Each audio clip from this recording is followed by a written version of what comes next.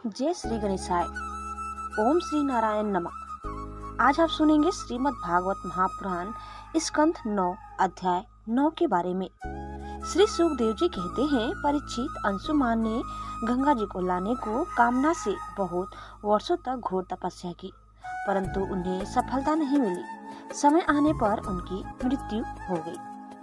अंशुमान के पुत्र दिलीप ने वैसे ही तपस्या की, परंतु वे भी असफल ही रहे।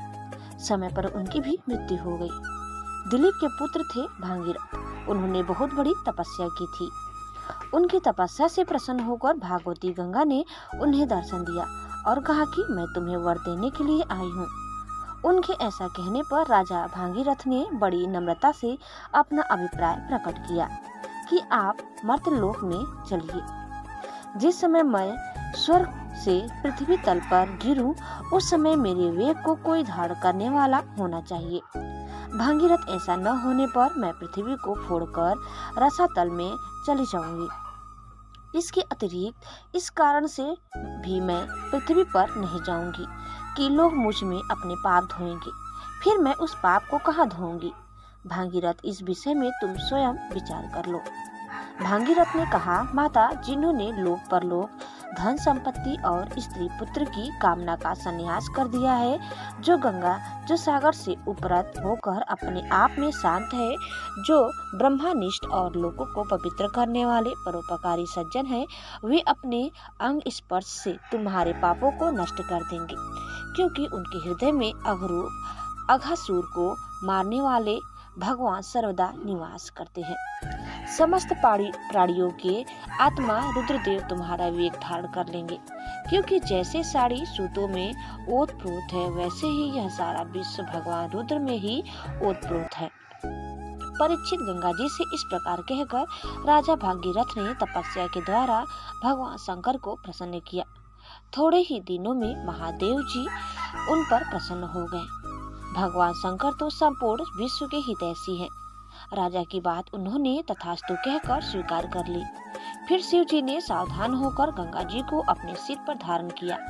क्यों न हो, भगवान के चरणों का स्पर्श यानी संपर्क होने के कारण गंगा जी का जल परम पवित्र जो है। इसके बाद राजर्षि भागीरथ त्रिभुवन पावनी गंगा जी को वहां ले गए, जहां उनके पितरों के शरीर राख के ढेर बने पड़े थे। वे वायु के समान वेग से चलने वाले रथ पर सवार होकर आगे आगे चल रहे थे और उनके पीछे पीछे मार्ग में पड़ने वाले देशों को पवित्र करती हुई गंगा जी दौड़ रही थी। इस प्रकार गंगा सागर संगम पर पहुंचकर उन्होंने सगर के जले हुए पुत्रों को अपने जल में डुबा दिया। यद्यपि सगर के पुत्र ब्राह्मण के तिरस्कार के कारण भस्म हो गए थे, इसलिए उनके उद्धार का कोई उपाय न था। फिर भी केवल शरीर की राख के साथ गंगा जल का स्पर्श हो जाने से ही वे स्वर्ग में चले गए। परीक्षित, जब गंगा जल से शरीर की राख का स्पर्श हो जाने से सगर के पुत्रों को स्वर्ग की प्राप्ति हो गई, तब जो लोग श्रद्धा के साथ नियम लेकर गंगा जी का सेवन करते हैं, उनके संबंध में तो कहना ही क्या है। मैं गंगा जी की महिमा के संबंध में जो कुछ कहता है यानी कहा हूँ, उसमें आश्चर्य की कोई बात नहीं है, क्योंकि गंगा जी भगवान के उन चरण कमलों से निकली हैं, जिनका श्रद्धा के साथ चिंतन करके बड़े बड़े मुनि निर्मल हो जाते हैं और तीनों गुणों के कठिन बंधन को काटकर तुरंत भगवत स्वरूप बन जाते हैं। फिर गंगा जी संसार का बंधन काट दे, इसमें कौन सी बड़ी बात है। भागीरथ का पुत्र था श्रुत का नाभ। यह नाभ पूर्वोक्त नाभ से भिन्न है। नाभ का पुत्र था सिंध द्वीप और सिंध द्वीप का आयुतात। आयता के पुत्र था नाम ऋतुपर्ण।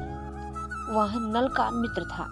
उसने नल को पासा फेंकने की विद्या का रहस्य बतलाया था और बदले में उसे अश्व विद्या सीखी थी। ऋतुपर्ण का पुत्र सरोकाम हुआ। परीक्षित, सरोकाम के पुत्र का नाम था सुदास। सुदास के पुत्र का नाम था सौदास और सौदास की पत्नी का नाम था मदयंती। सौदास को ही कोई मित्र सह कहते हैं और कहीं कहीं उसे कलमा पाद भी कहा गया है।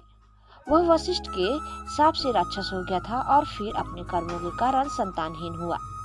राजा परीक्षित ने पूछा, भगवान, हम यह जानना चाहते हैं कि महात्मा सौदास को गुरु वशिष्ठ जी ने शाप क्यों दिया। यदि कोई गोपनीय बात न हो तो कृपया बतलाइए। श्री सुखदेव जी ने कहा, परीक्षित, एक बार राजा सौदास शिकार खेलने गए थे। वहां उन्होंने किसी राक्षस को मार डाला और उसके भाई को छोड़ दिया। उसने राजा के इस काम को अन्याय समझा और उनसे भाई की मृत्यु का बदला लेने के लिए वह रसोइये का रूप धारण करके उनके घर गया।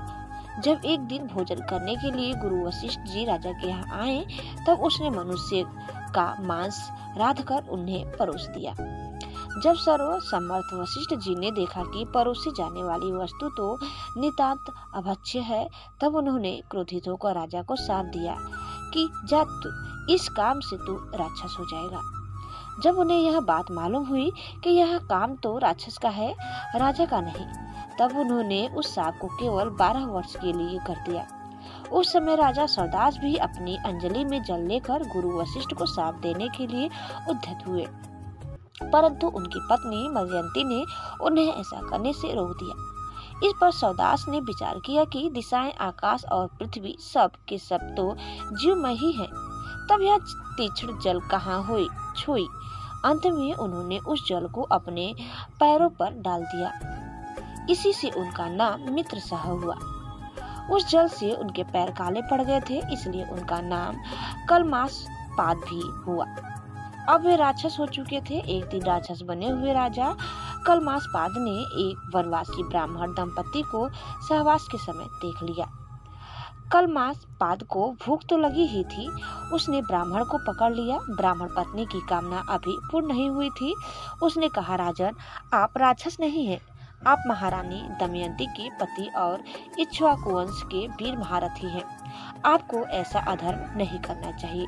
मुझे संतान की कामना है और इस ब्राह्मण भी कामनाएं अभी पूर्ण नहीं हुई है, इसलिए आप मुझे मेरा यह ब्राह्मण पति दे दीजिए। राजन, यह मनुष्य शरीर जीव को धर्म, अर्थ, काम और मोक्ष चारों पुरुषार्थों की प्राप्ति कराने वाला है। इसीलिए वीर, इस शरीर को नष्ट कर देना सभी पुरुषार्थों की हत्या कही जाती है। फिर यह ब्राह्मण तो विद्वान है, तपस्या, शील और बड़े बड़े गुणों से संपन्न है। यह उन पुरुषोत्तम परम ब्रह्मा की समस्त प्राणियों के आत्मा के रूप में आराधना करना चाहता है, जो समस्त पदार्थों में विद्यमान रहते हुए भी उनके पृथक पृथक गुणों से छिपे हुए हैं। राजन, आप शक्तिशाली है। आप धर्म का मर्म भली भांति जानते हैं। जैसे पिता के हाथों पुत्र की मृत्यु उचित नहीं, वैसे ही आप जैसे श्रेष्ठ राजर्षियों के हाथों मेरे श्रेष्ठ महर्षि पति का वध किसी प्रकार उचित नहीं है। आपका साधु समाज में बड़ा सम्मान है। भला आप मेरे परोपकारी निरपराध क्षत्रियों एवं ब्रह्मवादी पति का वध कैसे ठीक समझ रहे हैं? यह तो गौ के सम्मान निरी है। फिर भी यदि आप इन्हें खा ही डालना चाहते हो तो पहले मुझे खा डालिए, क्योंकि अपने पति के बिना मैं मुर्दे के समान हो जाऊंगी और एक क्षण भी जीवित न रह सकूंगी। ब्राह्मण पत्नी बड़ी ही करुणापूर्ण वाणी में इस प्रकार कहकर अनाज की भांति रोने लगी, परंतु सौदास ने सांप से पीड़ित होने के कारण उसकी प्रार्थना पर कुछ भी ध्यान नहीं दिया और वह उस ब्राह्मण को वैसे ही खा गया जैसे बाघ किसी पशु को खा जाए। जब ब्राह्मणी ने देखा कि राक्षस ने मेरे गर्भाधान के लिए उद्धत पति को खा लिया, तब उसे बड़ा शोक हुआ। सती ब्राह्मणी ने क्रोध करके राजा को शाप दे दिया, रे पापी, मैं अभी काम से पीड़ित हो रही थी, ऐसी अवस्था में तूने मेरे पति को खा डाला है। इसीलिए जब तू इस स्त्री से सहवास करना चाहेगा तभी तेरी मृत्यु हो जाएगी। यह बात मैं तुझे सुझाव देती हूँ।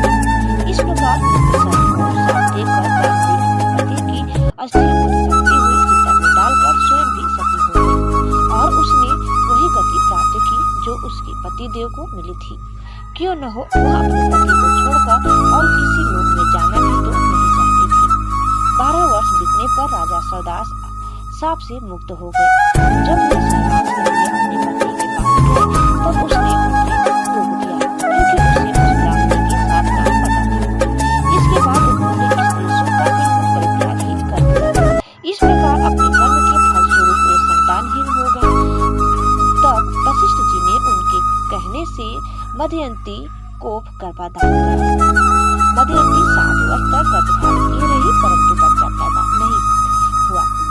तब वशिष्ठ जी ने पत्थर से उसके पेट पर आघात किया। इससे जो बालक हुआ पत्थर की चोट से पैदा होने के कारण अस्मक से मूल का जन्म हुआ।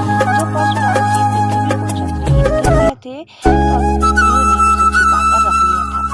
इसी से उसका नाम नारीध्वज भी हुआ।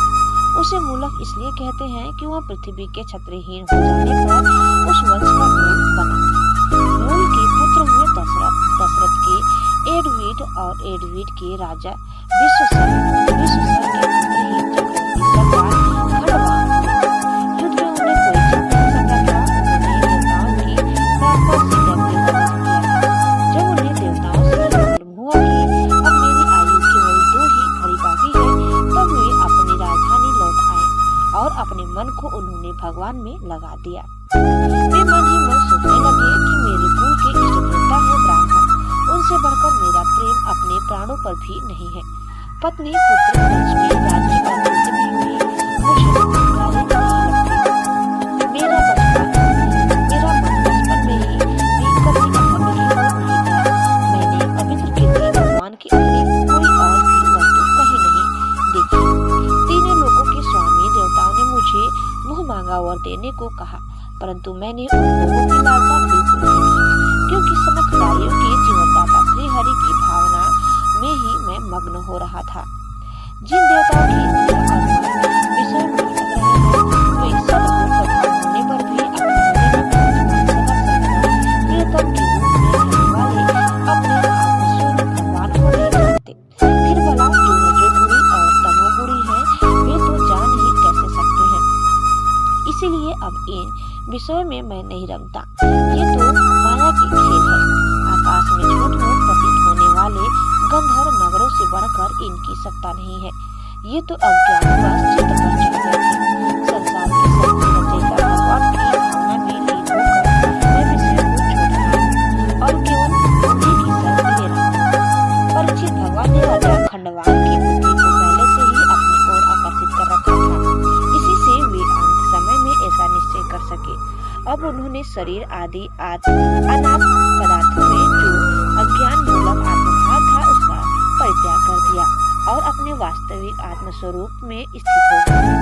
वह स्वरूप साक्षात परम ब्रह्म है। वह सूक्ष्म से भी सूक्ष्म शून्य के समान है, परंतु वह शून्य नहीं परम सत्य है। आप उसी वस्तु को भगवान वासुदेव इस नाम से वर्णन करते हैं।